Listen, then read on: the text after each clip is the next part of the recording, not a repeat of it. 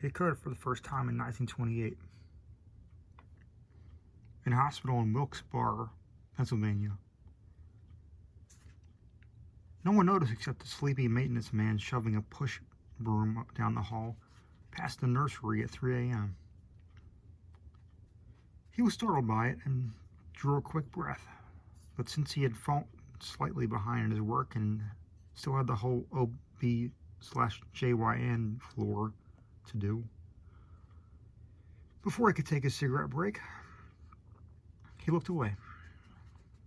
He nudged a gum wrapper loose from the leg of a chair by the hall window with its broom bristles, and continued methodically on without saying a word. Within the hour, he had forgotten entirely.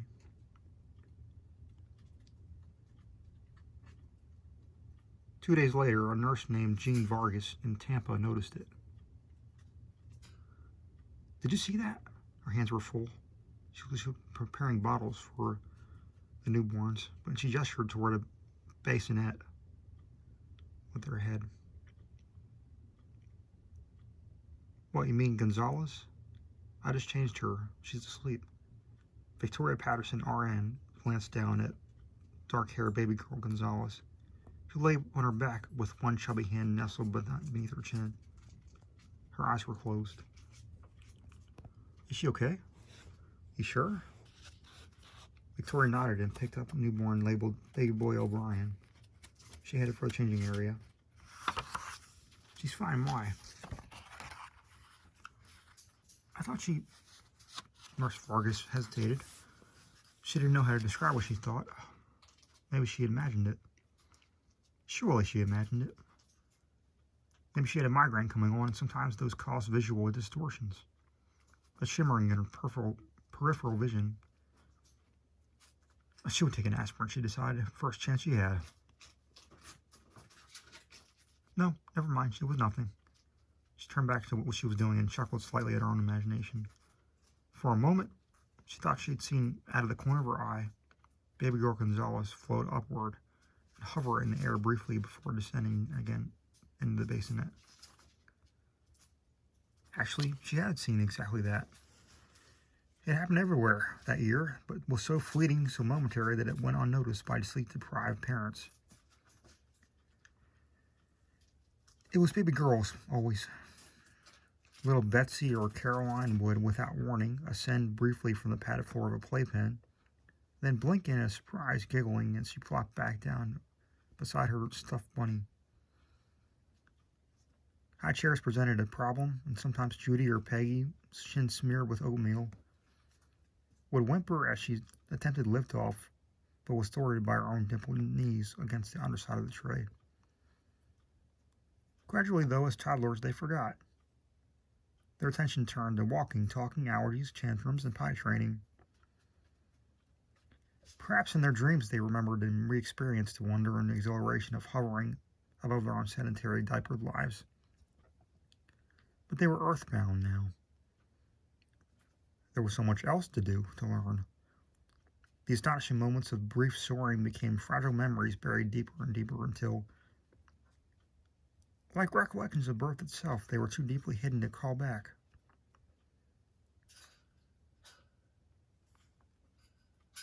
Except for Mary Catherine McGuire. Mary Catherine was a piece of work. That's what her exasperated mother, a housewife in Lowell, Massachusetts, always said about her third child. The first two McGuire children were fun-loving, freckled-faced sons named Michael and James. They were baseball card collectors, altar boys, and Cub Scouts. They had dirty fingernails and skin knees most of the time. Their mother loved the boys, but she had prayed for a little girl with curls and sweet disposition. What she got instead was Mary Catherine. MK, as she became known to be known, did not take no for an answer. Before she could talk, she pouted and stamped her feet as if things didn't go her way. Later, with an increasing vocabulary, she argued incessantly. She argued with her brothers who ignored her, with her mother who tried to reason with her father who punished her, and with her teachers, the Sisters of Notre Dame.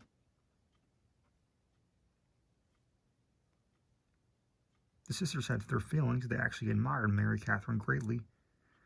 "She has spirit to her, doesn't she?" one said to another at dinner one evening. Behind stern faces, and tried to direct the child's fervor and passion toward good works. None of them noticed that MK had an astonishing talent. It was the same one that all infant girls had once and had forgotten. Only MK remembered. She practiced alone in her bedroom, supposedly doing her homework. She complained that her brothers were a distraction. She needed to be by herself. She would will herself airborne. It was easy for her now, after so much rehearsal. She would lift off and within seconds be gazing down at her spelling book. Always adventurous, she tried variations. She tried closing her eyes and hovering blind.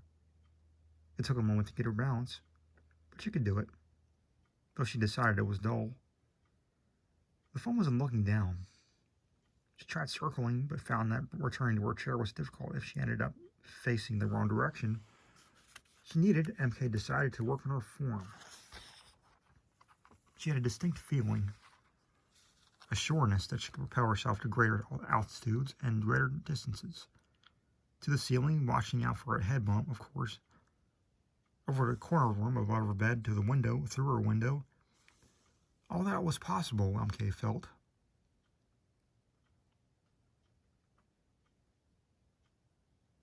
But for now, she would concentrate on perfecting her liftoff, making it smooth and silent, keeping a level attitude.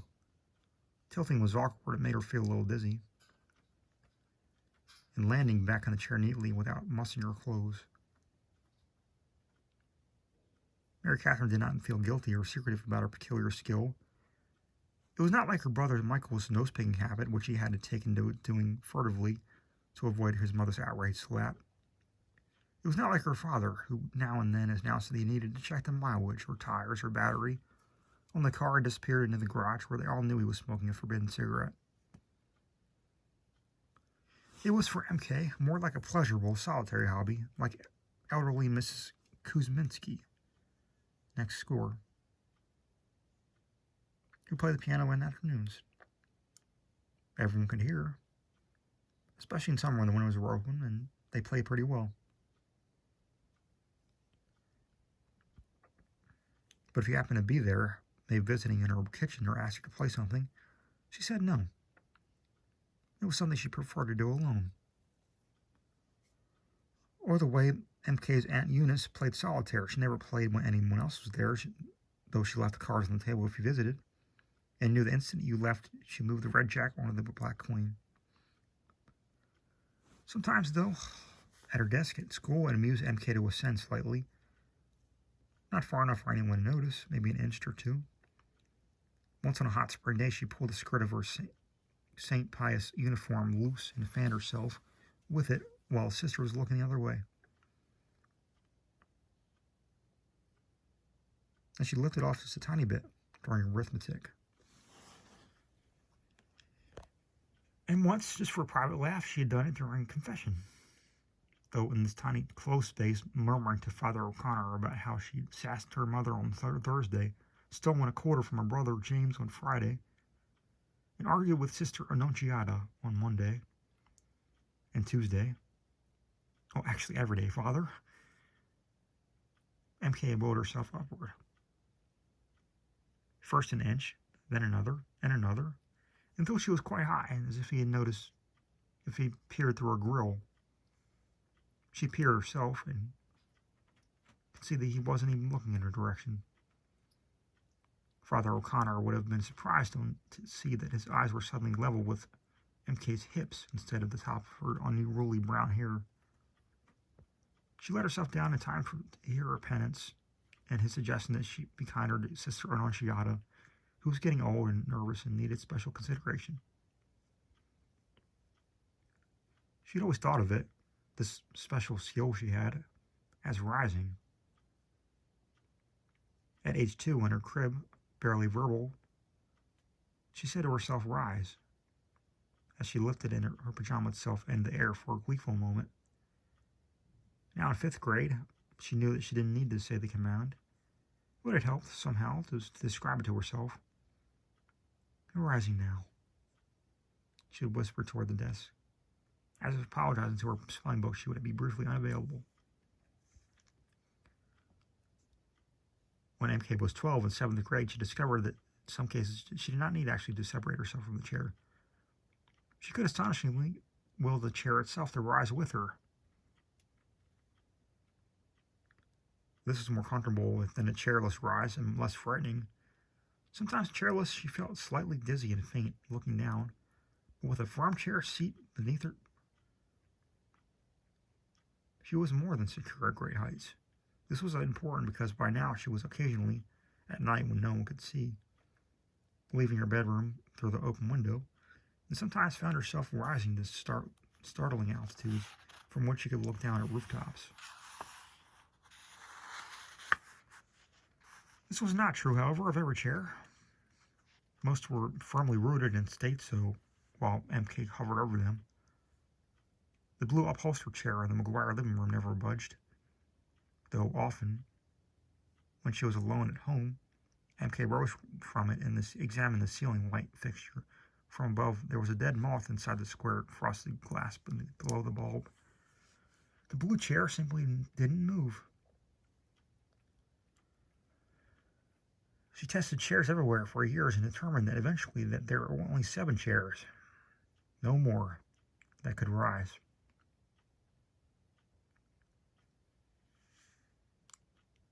One was a wooden desk chair in her bedroom. One she could ride it up through the window. She and the chair had to turn and go horizontally, leaving the house and into the night. It became her most used rising chair. A metal folding chair in the church basement had the power, but she disliked it. It looked exactly like 99 other folding chairs and it was hard to find, especially when they were stored.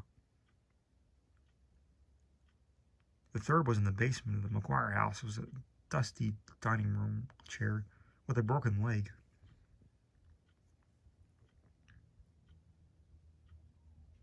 That her father had always intended to fix. MK could rise easily with it despite being the broken leg, but the basement was boring and it smelled moldy, and she was nervous about spiders. The 4th chair was at her school in the music room. She tested it secretly once when she was early for band practice and the room was empty. The chair rose without hesitation, but the school was a dangerous location, too many people everywhere. And Sister Charlotte, the principal, was ill-tempered. MK had several encounters with Sister Charlotte and didn't want to press her luck. So she put the music room chair out of her mind. Chair 5 happened by pure chance. Or was it? She would wonder for years. MK's great-aunt Helen was visiting from Cleveland, and her parents were desperate to entertain the elderly woman during her 3 days with them. They took her all the way from Boston one evening to the symphony, which she enjoyed. And one afternoon, the whole family watched Michael and James play soccer, but it was clear that Aunt Helen was bored by that. Finally, on the last day of her visit, a Saturday, Mrs. Guire suggested a trip to the antique store on Pawtucket Street. MK came along. Great Aunt Helen was a lover of antiques. She examined every china teacup, each picture frame, soap dish, lace tablecloth, and old photograph in the shop. MK became bored. She wandered off through a curtained doorway into the larger room in the back. This was actually an old attached barn where horsehair settees and pine armoires stood side by side with desks and chests in the dim light. In a cobweb corner, she found a small mahogany chair with carved legs and a frayed maroon velvet seat. MK was looking only for a place to sit and wait. She didn't even think about rising. But the instant she sat down on the somewhat lumpy seat of the chair, she knew she'd happened with something special. Always before she initiated the rising and commanded her little desk chair to leave the ground, and sometimes argued it in the air. But this small chair had its own strong will. It wanted to rise. It It was as if it waited for years for Mary Catherine McGuire. She was barely settled when it took off, toppling her in its eagerness. Perched on the chair, she explored the rafters of the barn, hornet's nests, squirrel droppings, and skimmed the tops of the tall chests. She stubbed her toe on the brass finial of an 18th century clock as she glided past. Suddenly, hearing voices approaching from the top front room of the shop, MK ordered the chair to the floor and obeyed, returning her to the corner where they found each other.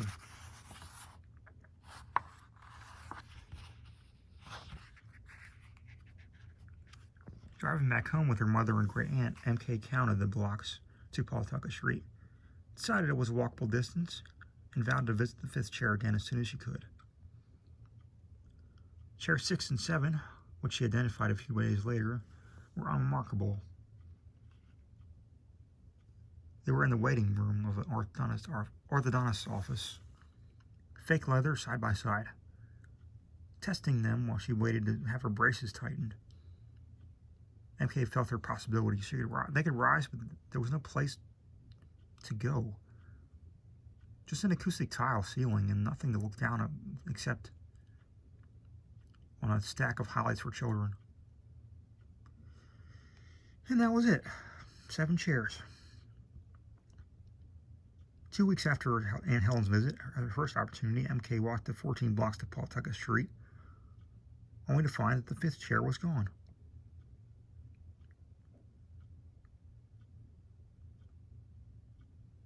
The proprietor of the antique store, when she asked him, wrinkled his forehead. "Which one?" he asked. MK pointed to the corners of the barn. "Oh, yeah, that one. Guy came in, wanted it shipped. Let me look." He went to a stack of papers on his desk, rifled through them, and then showed her the invoice. Paris. The 5th one ended up in France. Time passed. MK thought less often about rising. There were so many other things to think about during her adolescent years. At 15, she shrieked and squeaked at the sound of Frank Sinatra's voice, along with all her other friends. At 16, she briefly considered the possibility of running off to marry Anthony LaPaglia, who graduated from St. Benedict's, joined the U.S. Navy, and was going to war in the Pacific, so she might never see him again and her heart would break. But Anthony didn't answer her letters. Neither did Frank Sinatra. Eventually, she put them out of her mind and reconsidered her future.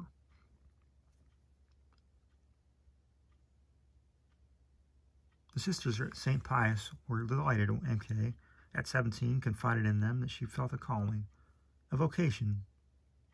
Ancient Sister Annunziata, at whom she argued so often, enveloped her in a hug so enthusiastic and prolonged that MK almost suffocated in the thick black cloth of the billowy habit. But she came up for air, and her postulancy tried to stop arguing and learn obedience, and eventually took her final vows. She became a teacher, a teaching sister. Her specialty was French.